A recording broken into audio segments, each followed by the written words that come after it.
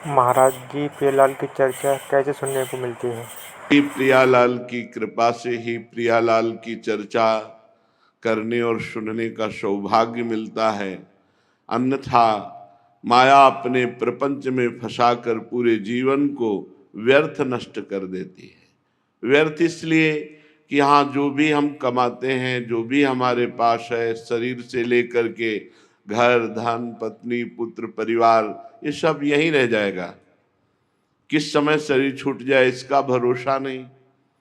तो जो हमारा समय है वो यदि प्रभु में व्यतीत हो रहा है तो हमारा महाराज जी, जीवन निर्विकार कैसे सार्थक है? हो रहा है। और आपको हृदय की बात बताएं, निर्विकार होने के लिए एकमात्र प्रभु के भरोसे हो जाओ, वो बिल्कुल निर्विकार कर देंगे। ये हम अपने जीवन की बात कह रहे हैं। जिन विकारों ने समस्त चराचर जगत को परास्त करके अपने अधीन कर रखा है, यदि हम निर्बलता का अनुभव कर लें अपने में और पूरे भरोसे पे हो जाएं प्रभु के, तो आपको सच्ची कहते हैं ऐसे पता नहीं चलेगा कब आप निर्विकार हो गए। और साधन के बल पर निर्विकार होने पर कहीं न कहीं अहम शेष रहता है, तो वो उसे गिराता है आगे चल करके। उसे आगे चल करके जब उसको ये भरोसा हो जाता है कि मेरा मन निर्विकार हो गया है, तब उसमें स्फुरणा बकाया रहती है। और जहां स्फुरणा है वो संकल्प बनी, संकल्प बनी तो समुद्र बन गया। निर्विकार होने के लिए सहज उपाय है, बिल्कुल भरोसे पे हो जाओ, अंदर से भरोसे पे हो जाओ, वो बिल्कुल ठीक कर देंगे। ये अंदर की बात कह रहे हैं। अपने को जब कोई उपाय नहीं मिला तब एक उपाय तभी आता है, उपाय भी तभी आता है, हरिशरणम तभी आता है। हे प्रभु अब देख लो, आपको कामी रखना है तो कामी बना के रखो। अब आपके सिवा हमारा कोई है नहीं और आप ही हमारे सर्वस्व हो। लोभी बना के रखना है, लोभी बना दो। क्रोधी बनाना है, क्रोधी। अगर आपको पसंद है कामी, क्रोधी, लोभी बना कर रखना तो हम भी राजी हैं। और यदि आपको नहीं पसंद तो आप सर्व सामर्थ्यशाली हो, हटा दो हमारे हृदय से। ये वाचिक नहीं, ये हृदय की बात। जब हृदय से बात आ जाएगी तो वो कैसे हटा देते हैं कि आपको पता भी नहीं चलेगा। जब याद आएगी तब आपको लगेगा अरे ये विकार तो हमको कितना प्रेरित करते थे, ये तो सब शांत हो गए। बिल्कुल भगवत कृपा से ऐसे शांत हो जाएंगे जैसे जलती हुई आग में वर्षा हो जाए, तो सब शांत और बह जाएगी, राख भी नहीं रह जाएगी। अर्थात निर्विकार होने का अहम भी नहीं रह जाएगा, क्योंकि भगवत प्रदत्त निर्विकारता आई है ना, तो अहम रहित होती है। अहम सहित निर्विकारता कभी न कभी गिरा देती है। जैसे नारद जी जैसे महापुरुष जो भगवद अवतार हैं, उनको यहां हो गया कि मैं काम विजयी, तो देखो निर्विकार महापुरुष हैं, लेकिन आ गया विकार और ब्याह की सोचने लगे और यहां तक कि अपने इष्ट को भी शाप दे दिया।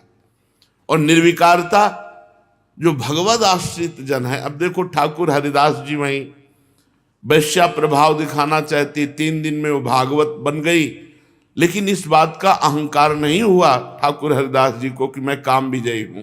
क्यों? क्योंकि असमर्थता समर्थता से युक्त हो जाती है। अपनी असमर्थता और इष्ट की समर्थता, अब कोई विकार नहीं। और जहां अपने में कुछ कि मेरे तप के प्रभाव से, मेरे भजन के प्रभाव से ये काम आदि दोष थर्राते हैं, तो कभी न कभी उनको गिरना पड़ता है। इसलिए उपासक को चाहिए और इंतजार करे, घबराए नहीं। घबराए नहीं कि मैंने तो बहुत बार प्रार्थना की, इतने वर्ष हो गए अभी तक निर्विकारता नहीं आई, पता नहीं मेरी बात प्रिया प्रीतम सुन रहे हैं कि नहीं। वो पक्का सुन रहे हैं, फिर मैं निर्विकार क्यों नहीं हो रहा? क्योंकि अहंकार अभी है। जब तुम रोगे अहंकार तुम्हारा गलित होगा और हाथ मलोगे कि अब तो केवल आप ही उपाय हैं, उसी समय वो अंदर से देख लेंगे। जब आप विकल होकर के सर्व सामर्थ्यहीन हो जाओगे और पुकारोगे, उसी समय सर्व सामर्थ्य आपके अंदर जागृत हो जाएगी। ये पढ़ी लिखी बात नहीं कहते, ये छाती की बात कहते, छाती की। गंगा जी में खड़े होकर रोए हैं कि हे नाथ, अब कौन सा साधन करें जिससे हम निर्विकार हो जाएं। तब पता चला यह गुण साधन ते नहीं होई, तुम्हारी कृपा पाव कोई कोई, कोई कोई जो हार गया वही कोई कोई के में, जो हार गया मेरे में सामर्थ्य पक्की पक्की 100% कहते हैं। आप लोगों में कोई सामर्थ्यशाली हो तो बात अलग है, हम अपनी बात कहते हैं। सामर्थ्यहीन होकर के जब उनकी शरण में वास्तविक हृदय से देख लिया कि ये वाणी की बात नहीं, ये आप हृदय के अंतर्यामी हो, आप जानते हो प्रभु अब मेरे बनाए बिल्कुल न बनेगी, तो उन्होंने कहा मैं बना देता हूं।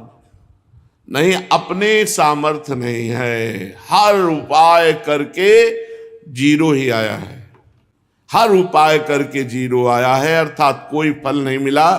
फल मिला ये कि हार गए, और जब हार गए तो गले का हार हो गए। वो जागृत शयन रहे तो वो ऊपर मणिकंचन ज्यों पाची, जैसे हरिवंश डरों काके डर हो नाहिन मत काची, मोहन लाल के रंग राज।